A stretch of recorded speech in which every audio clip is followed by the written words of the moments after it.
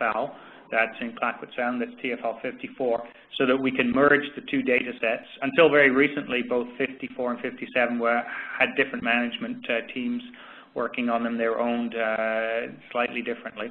But now we're getting to the point we're merging those two, and so that we can create a complete picture for Clayoquot. And then we're beginning to consider what those future visions or options might be.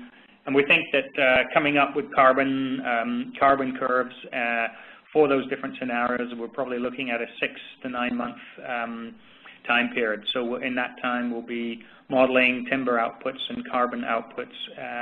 And then the real point of this whole exercise is to provide good quality information for the nation so that they can make good land use decisions around how to manage TFLs and how to deal with the conflicting land use issues that are ongoing.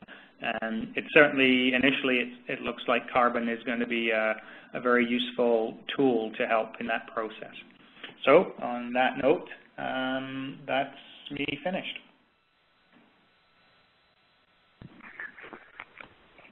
Great, thank you, Neil. Well, I'd like to thank everyone for joining us today on our last webinar series. I'd like again to thank our funders and our supporters, as well as all the speakers who have volunteered their time in presenting. It was an ambitious project, an ambitious agenda, and it's been a long 6 weeks.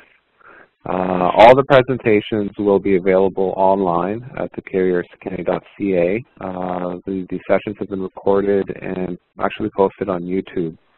So in addition to the actual presentations, you can see the slides and hear the presenters.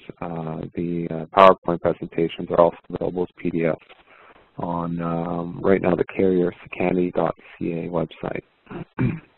So with that, I'd like to close and thank everyone again.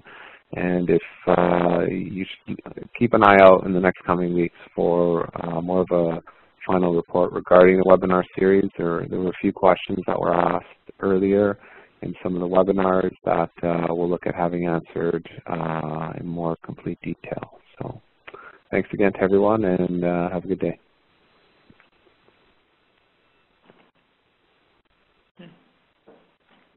Conference host to join the conference, or a customer services representative.